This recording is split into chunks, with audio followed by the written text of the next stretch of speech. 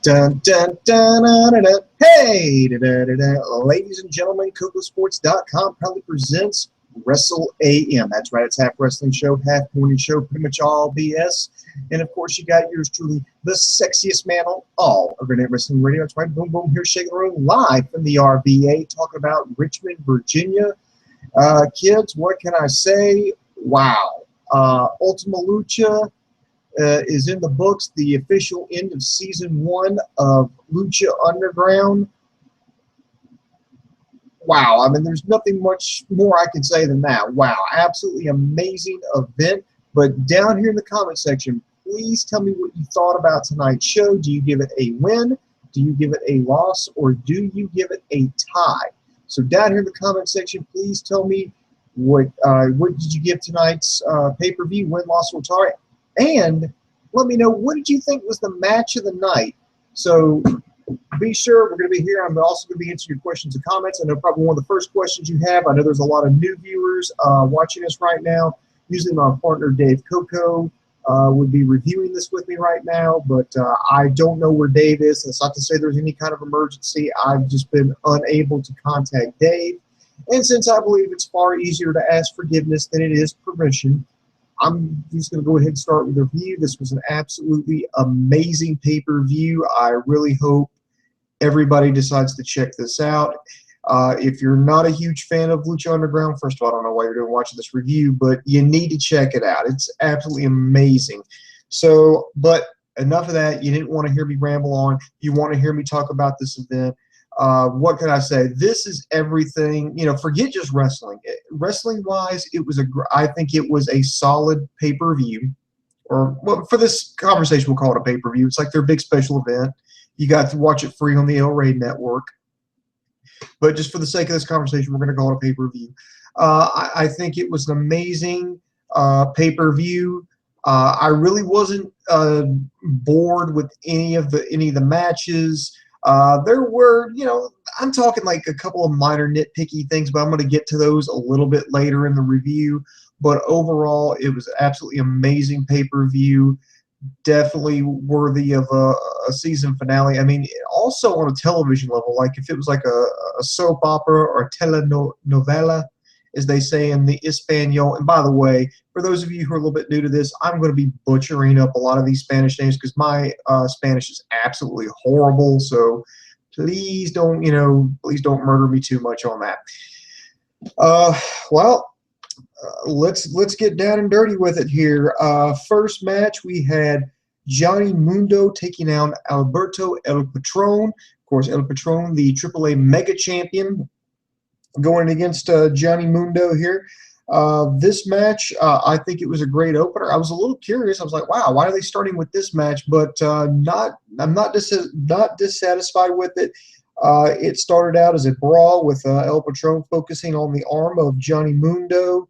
Mundo playing the heel, trying to run around, trying to avoid contact as everybody's been waiting for this match.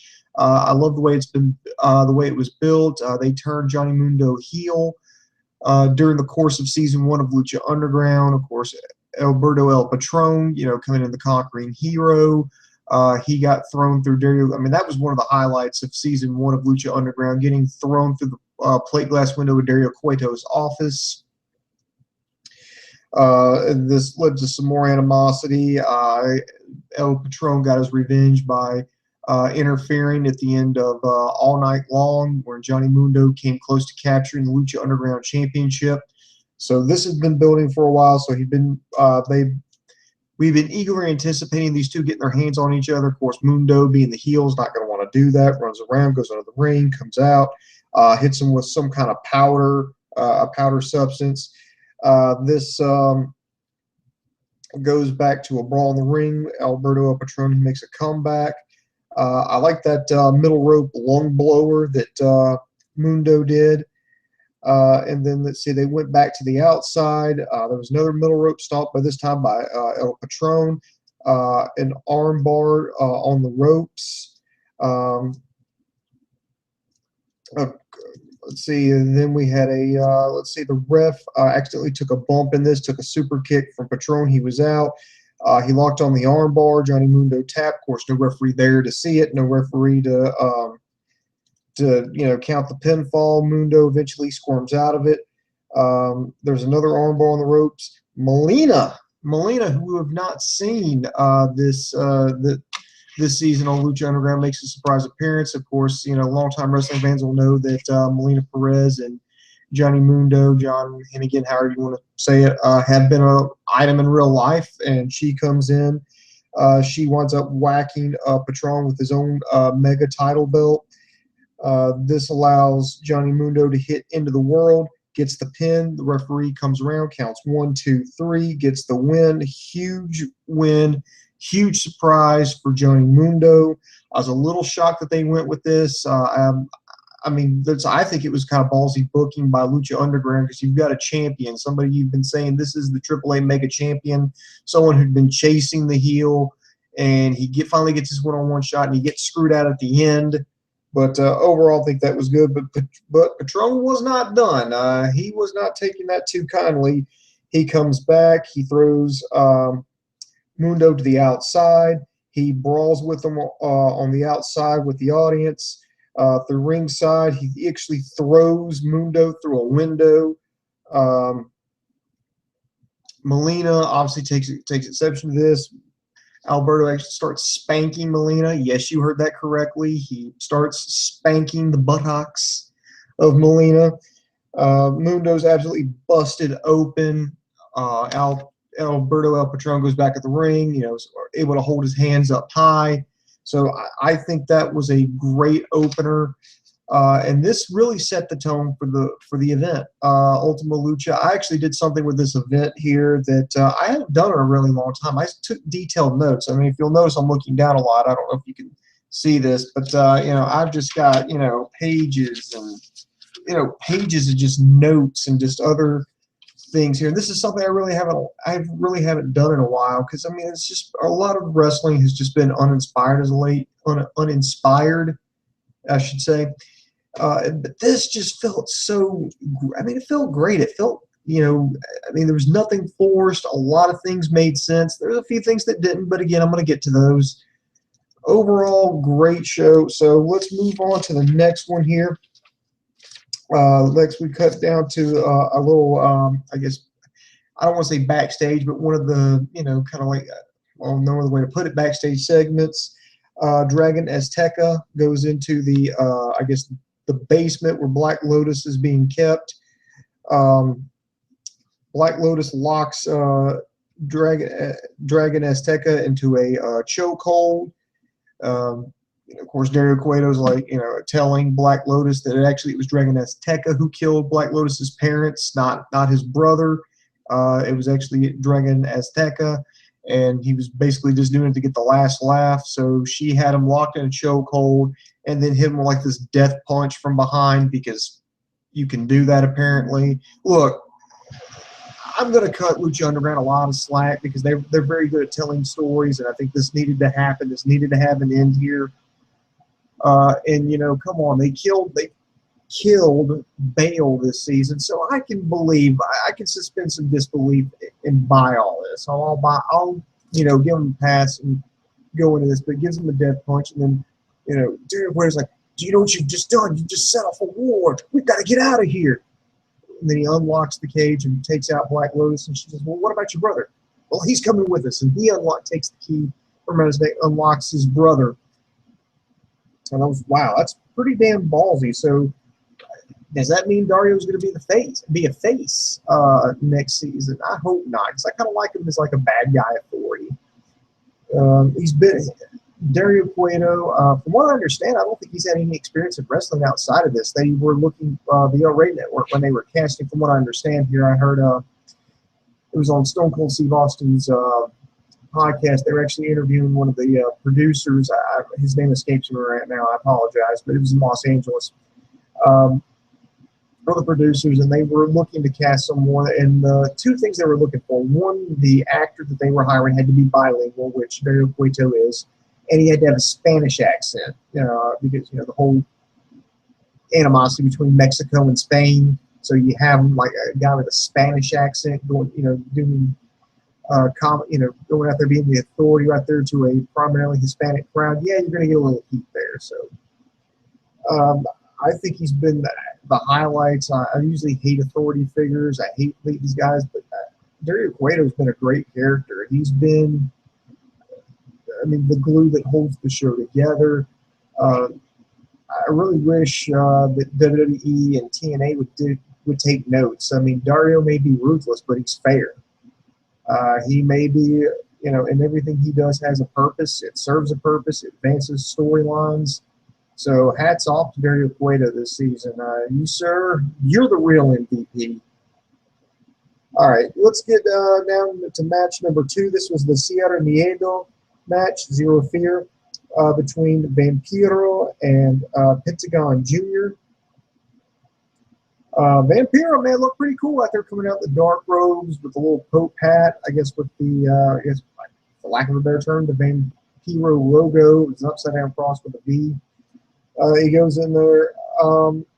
I'm going to tell you, this match was not like a technical masterpiece. This was like a hardcore match. This was like, I would say along the lines of an old school ECW match. It's about the only thing I can really think of to compare it to.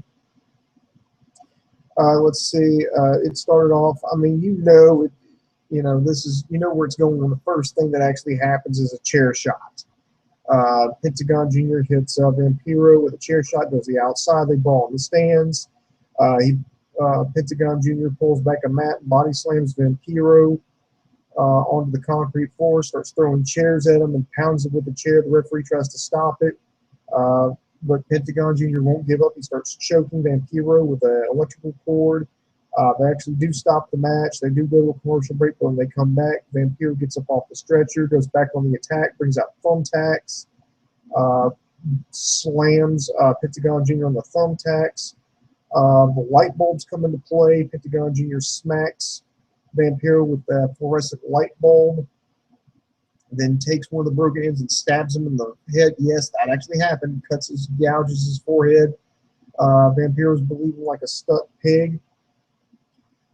He goes on the attack. He licks the blood.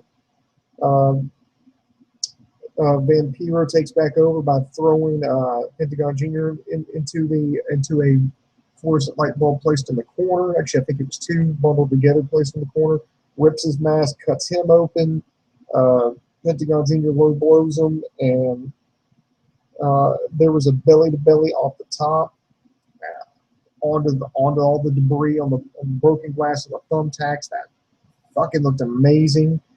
Vampiro brings in a table, sets it on fire.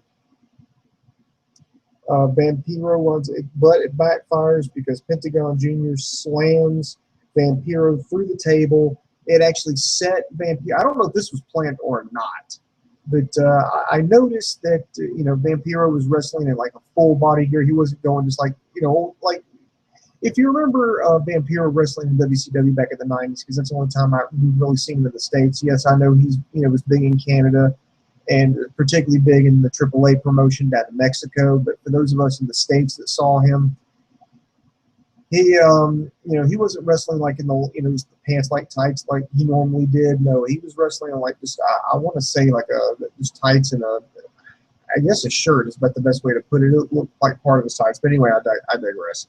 Once he goes through that flaming table, he's on fucking fire. I mean, granted, it's not like something out of a stunt show, but I mean, it's enough to draw some concern from me. I'm like, oh shit, that's fire's not. Oh shit, he's on fire. He's stopped, dropping, and rolling. I don't know. I mean, if somebody's trying to hit him with a fire extinguisher, or spray him with a fire extinguisher. Pentagon Jr. takes him to the outside, since apparently this is Sierra Miedo. It's a falls count anywhere, so Pentagon Jr. gets the pin on the outside, gets the win. Pentagon Jr. starts to call for his master, but Vampiro tells Pentagon Jr. to break his arm, go ahead and do it, and Pentagon Jr. obliges. And then it turns out that Vampiro calls Pentagon Jr. his son, and then they embrace, and it turns out Vampiro was the maestro all along. To me, we're going to need season 2. This is like the first case. Like, Your Honor, Your Honor, this is case in point for why we need season 2. Vampiro was the master all along. Why?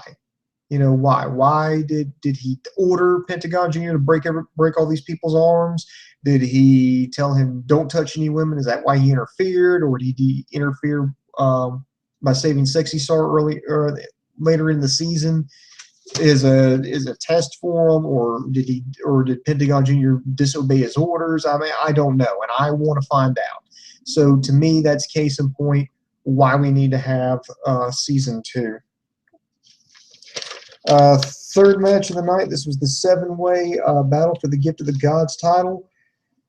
Whew, this was like a train wreck. I mean, this was bodies flying everywhere. Everybody had a moment. It started out with Big Rick taking control. He's the biggest man. He tossed everyone to the outside. Then all six other of the competitors had enough, and they went in there and they ganged up on Big Rick. Let's see, Aerostar. He went to the outside early. Phoenix with an amazing power slam. Sexy Star and Bengala. Ooh, there was a 6 spot where Bengala was on the mat. Sexy Star was coming down, and Bengala kicked Sexy Star right in the crotch. Apparently that hurts no matter what gender you are. So, whew, whew, whew. I guess the highlight of the match would be Aerostar doing a suicide dive, jump from about they were with Matt Stryker and the other gentleman, I can't remember his name right now. I apologize, I'm blanking right now. Said it was a 3-story dive, and I really don't doubt it. It looked pretty high, at least on television. It looked high. So that was an absolutely amazing a spot. Aerostar doing a dive from 3 stories up. Then Marty the Moth Martinez makes an appearance in the match. Sexy Star's in the ring by her lonesome. Here comes Martinez. He's not in the match. These two go at it. Sexy Star locks on a quick submission hold and just whoops his ass and gets him out of there. Let's see. Then it goes down to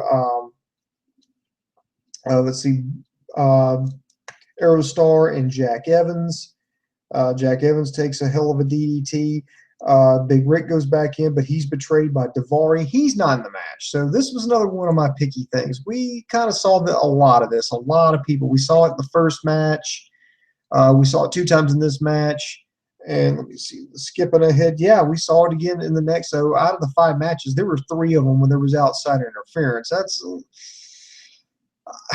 It's like, I don't know. I mean, I'd criticize it if it was WWE doing this, but it's not WWE.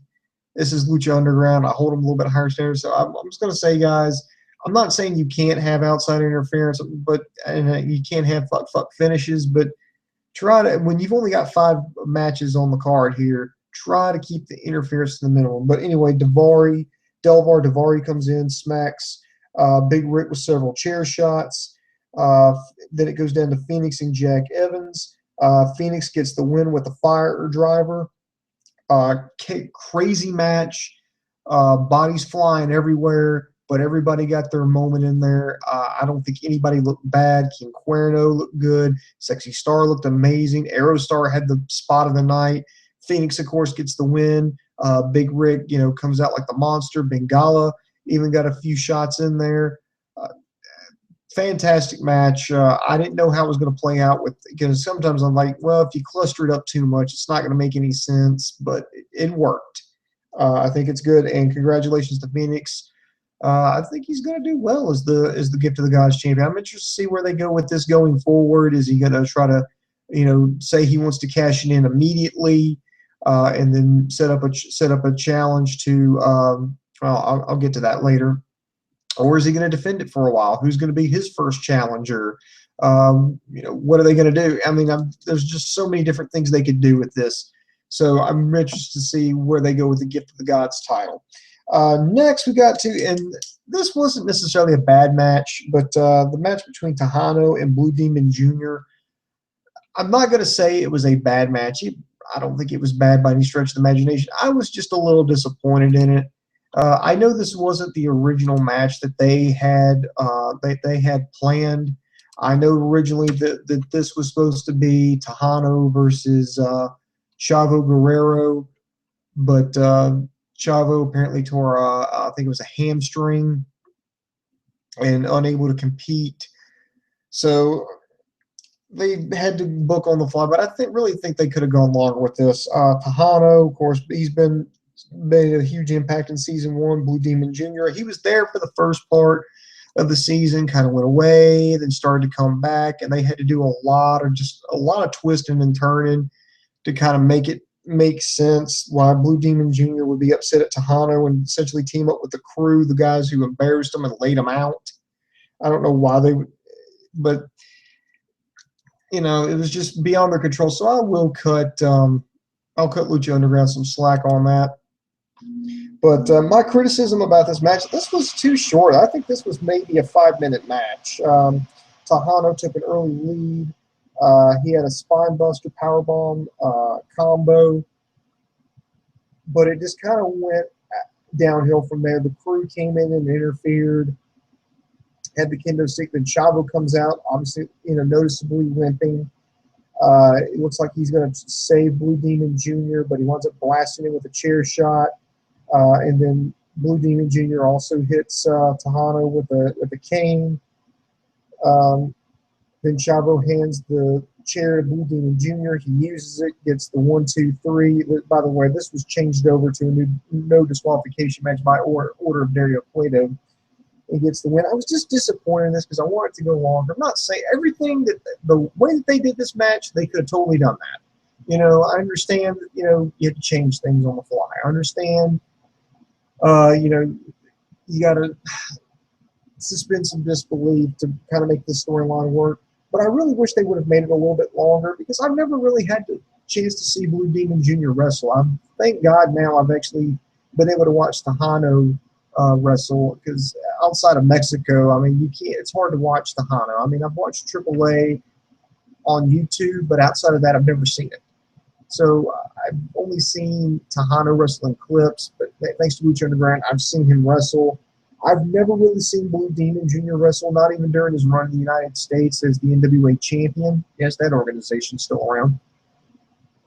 But I've never really seen him wrestle, and I wanted to see a little bit of a longer match. Maybe that's something that's hopefully coming in a hopefully soon to be announced season 2. Please. Hopefully that's coming. But I want to see more. And I guess if if this is not the match that you want, don't burn it. Save it for the next save it for the next big event here. Then we get to we got to our main event. Prince Puma defending the Lucha Underground Championship against the challenger Mil Muertes. This was interesting to see where this was going because Prince Puma without Conan.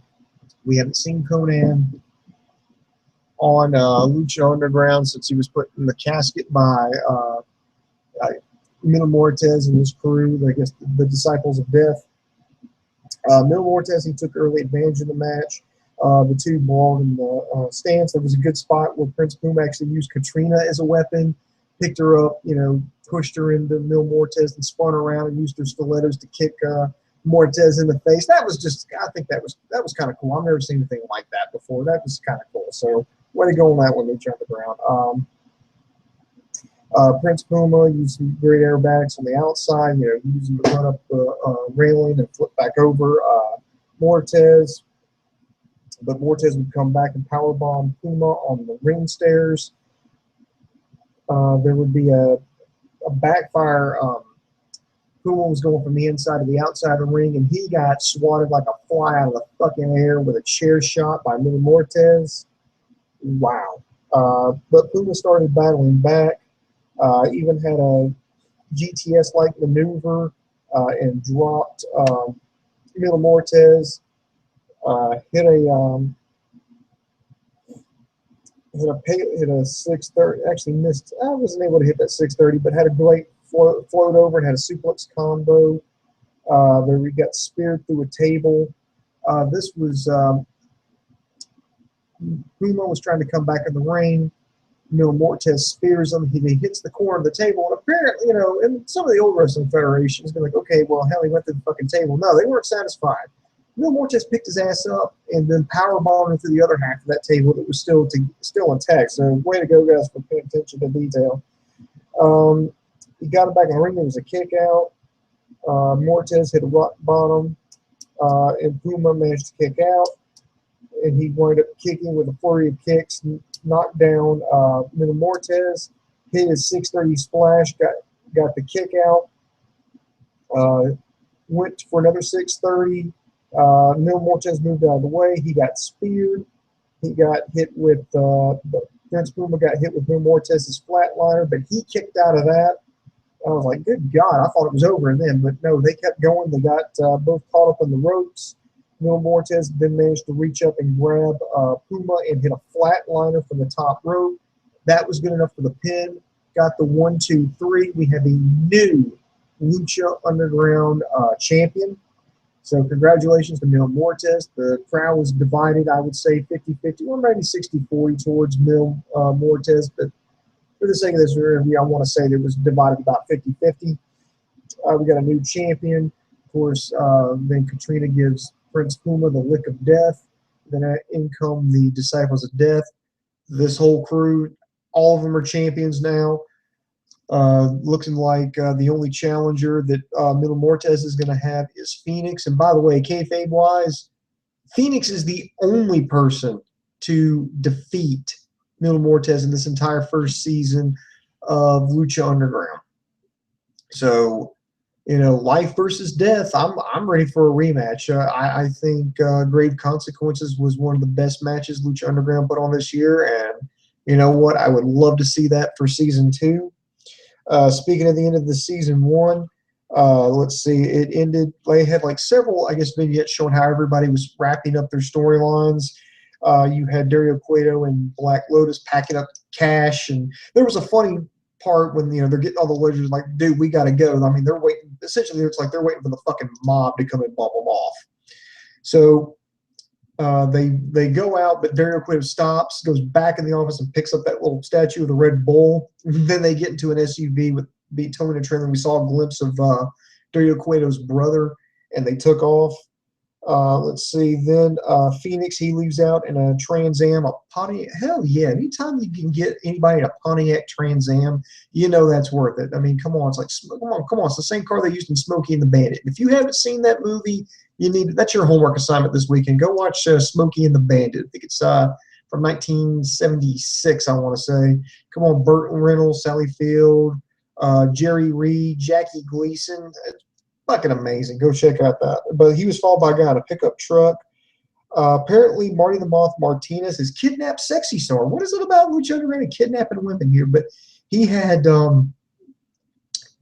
Sexy Star tied up in the basement. There was a light bulb swinging around. Going, you think I'm crazy? Do you think I'm crazy? Wait till you meet my sister. And starts laughing. Of course, Sexy Star is screaming. And by the way, speaking of Sexy Star, did anyone else besides me happen to see the pictures of Sexy Star in the it was for ESPN Deportes, I guess the Spanish language version of ESPN magazine. She posed for the body issue down there, and they showed video of the photo shoot and some of the stuff she was doing down there. And now it's not like it wasn't pornographic, don't get me wrong. I mean, she had the mask on, so I don't know if she was completely naked by that standard. But she was nude, and but here's the thing: the shots there was always strategically placed. It was inside like a wrestling ring, and there was always like a strategically placed ring rope or her championship title. By the way, I think she's one half. If I read correctly, in AAA, she's actually one half of I think it's like the intergender tag team with Pentagon Jr. down there in AAA. So I think that's the belt that she had. If you haven't seen it, I would recommend you Google that. Check it out. Anyway, speaking of that, so Sexy Star's kidnapped now instead of Black Lotus.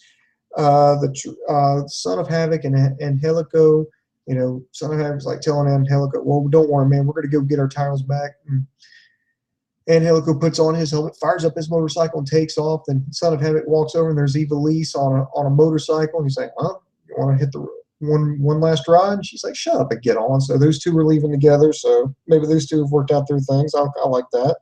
Aerostar and Drago shook hands, and they both left. Drago left in, of course, a fireball, and then Aerostar left in a hail of sparks. Then it showed Pentagon, and he says, "Where are we going, Master?" And Vampiro appears next to him and says, "We're going to a dark place, my son." And they disappear. The hooded guy who tried to stop as Dragon de Azteca from entering the temple, he puts on the Dragon Azteca mask. So we got a continuation here. And then he spray paints a question mark on the Lucha Underground sign on top of the temple. And then it ends just with Dario, just a still shot of Dario Cueto. You just have to watch. It's nothing like particularly special, but then it just ends with "to be continued." So that is Ultima Lucha. That is probably one of the best events that I've seen. I mean, this is something I think they could maybe charge money for, and people still would have paid it and been satisfied with it. Lucha Underground as a whole, if you're a wrestling fan, I feel like you really need to watch it, because if you don't, you're doing yourself a disservice. I really hope there is a season 2 coming up, because that's something that we absolutely positively just need to have. I mean, now we've got all these cliffhangers. They didn't wrap really anything up. They've got everything wide ass open here for season 2. Now, from what I understand, for all practical purposes, Lucha Underground season 2 is a go. And before everybody starts, banging on the keyboards, well, Wrestle AM and this jackass Boom Boom says it's a go. No, hang on, pump your brakes. From what I've read, the El Rey Network loves Lucha Underground and they want it back. In fact, they said, "Hey, Lucha Underground, we really like your product. Here's a whole bunch of money. We want you to do season 2. And Lucha Underground said, "Okay, let me get your money here." Oh, wait a minute. If we want to keep the production values the way that we've been doing it, because they've been shooting things unlike anything I've really seen, at least not on a professional wrestling show. They shoot it like a TV show, like a soap opera, like a movie, if you will, because, I mean, El Rey Network is owned by Robert Rodriguez. So they have lights. They have all kinds of cool shit they do. They do multiple camera angles on this stuff. And in order to maintain that level of production values, they need to get a little bit more money. So last I heard, this was like almost a month ago, that they were still in the process of raising that money. No word if they have or have not. You need, hopefully they will. But if they raise, from what I understand, from what it's looking like here is they're going to go. I mean, they've got the green light to do season 2. It's just, can they get this extra cash raised to cover the cost of the production values? Because let me tell you something, from someone, I work in TV in my real job, and believe me, this shit gets expensive. I mean, just little bitty things you can't even imagine. I mean, it costs a lot of money. I mean, the cameras, obviously your talent to operate it, editing. The light bulbs aren't cheap. The equipment, you get the lighting equipment. This isn't just like go up there and you put a flashlight up. I mean, there's all kinds of lighting, filters you have to run things through. I mean, just all kinds of stuff, and it can get pricey. I do like the concept of seasons, because it's kind of like if you will, it's kind of like a football season, baseball season, basketball season, hockey season, whatever. When you get this off season, and then you got to get this big anticipation building up, and then it starts and everybody's excited, and then the regular season starts and you're trying to follow it. But you know that there's going to be an end, and like there's this race, and with any sport, there's always like a race to the playoffs. Who's going to make the playoffs? So it's like that with Lucha Underground. Well, who's going to be competing in the championship match now? Who's going to be competing to get to the gods? Which feud are we going to settle? Because because whoever settles it here is going to get the last laugh. It's like it's like a rivalry game in football season. You're probably going to have to wait another. If your team loses, whatever rivalry game, and this could be, college football, NFL, whatever, that you're going to have to wait almost an entire year before, you can get a shot at revenge. So it's like right now with Lucha Underground, it's like, okay, Mil Muertes is the champion. Prince Puma's not going to come back out next Wednesday and have Conan with him and say, well, we're going to fight back, we're going to train harder. No, I mean, right now, Mil Muertes has got the last laugh. We're not going to hear from Prince Puma. and we have to kind of live with that. We're kind of like, okay, well, who's going to be the champion? And I think it adds a lot more drama to everything, because this isn't like, now don't get me wrong, if Lucha Underground says, hey, we're going to go 12 months out of here, trust me, I'll be fucking elated, but I like the idea of the seasons, just you only got so many months to kind of get, to get whatever feud you're going to get in, get the last laugh, because right now Johnny Mundo, he got the victory, but Patron got the last laugh. So where's this feud going to go? We're going to have to wait, because these two can't go and hash it out. And so it builds up the anticipation. I absolutely love the idea.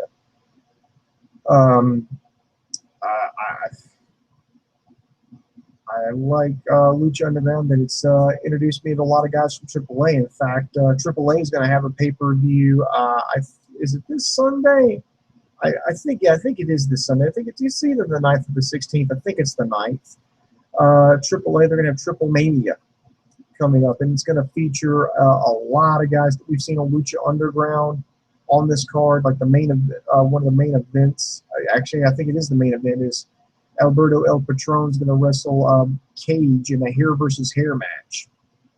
By the way, the dream match is going to be Rey Mysterio Jr. versus Mysticis, the original. That's the original Mystico. He was the original Sin Cara in WWE. Those two are going to go in. This is something Vince McMahon wanted to do, and AAA's going to. I don't want to say steal. Steal is such a harsh word. They got to do it first. Let's just put it that way. So congratulations to them. I'm definitely, and it's going to be presented in English. I think for the first time. I don't think they've ever done it in English. The demand's there now. Matt Stryker's going to do commentary for AAA at Triple Mania. So I'm interested, really want to see where this goes. And definitely want to thank Lucha Underground for putting on a great show with great stories. And even when you went out there, you didn't go so far out there where I wasn't afraid to take your hand and go on a journey. So you took me on a journey, and I really, really thank you for it. I had a good time watching it. Keep up the good work. I guess that's going to do it right now for my review of Lucha Underground. As soon as I find out what's going on with Dave, maybe we'll come back and do this again. But in the meantime, maybe we'll say some stuff on it, because we're going to be back tomorrow night. We're going to do the War Room.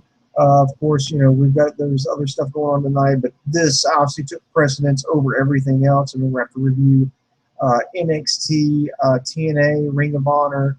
I'm going to see if I can find a copy of Chikara, because they're trying to jump in a little bit on the Wednesday Night Wars. Of course, tonight for Lucha Underground was their final, was the end of season 1. So hopefully this is standby rather than goodbye. There's hoping. But we'll be visiting that one tomorrow night. So subscribe to us on YouTube, Facebook, and Twitter.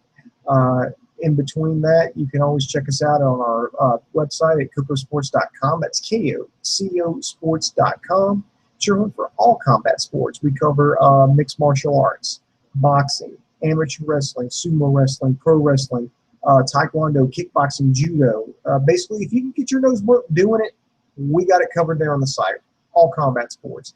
We've even got a news and gossip section on all these major sports. It's updated daily. We have a very popular video on demand section. We've also got the archives here for Wrestle AM. For our Q&A show, we call it Stump the Idiot. We got our archives for that. My show, the Boom Boom Room, that I'm the SmackDown specialist, so I'll be reviewing that a little bit later this week. Dave does Coco's Corner, where he gives his thoughts on certain events, and it's absolutely positively 100% free to go check it out. So be sure to go do that for us. So I just want to say that Ultima Lucha was absolutely amazing. It lived up to the hype. There was three hours grand total. It was worth watching every single hour. I was never bored with anything. I don't think there was really no boring matches. I had nitpicky stuff, and that's going to happen. But all in all, I give it a win.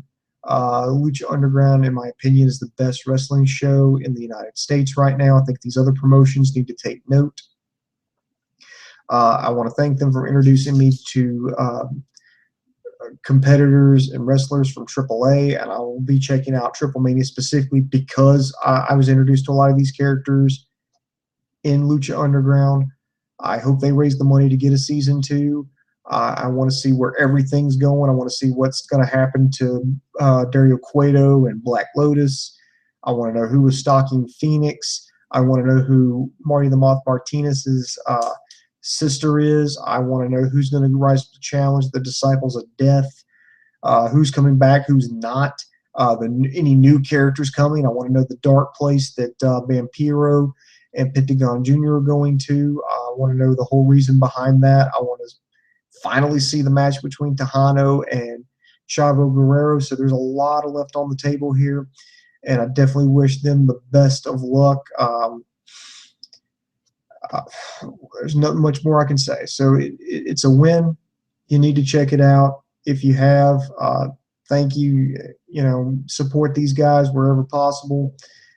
And we'll keep reviewing it. So thank you, because it's been really kind of a tough time to be a wrestling fan. I mean, for all practical purposes, WWE sucks. And TNA's on the downslide. Ring of Honor, their pay-per-views are good, but their weekly show is okay. Lucha Underground was definitely a highlight. I think the worst they ever did with us is maybe we had like a tie. When we score everything, win, loss, or tie.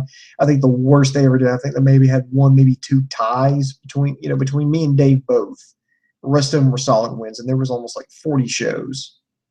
So that's something worth bragging about. So if you guys at the El Rey Network or Lucha Underground are watching this, thank you. That's really all I can say. So enough of me rambling on. Go check it out. Go marathon it. Maybe it'll wind up on Netflix someday, I hope. Go check it out. And this is Boom Boom. And for my partner, Dave Coco, I am over.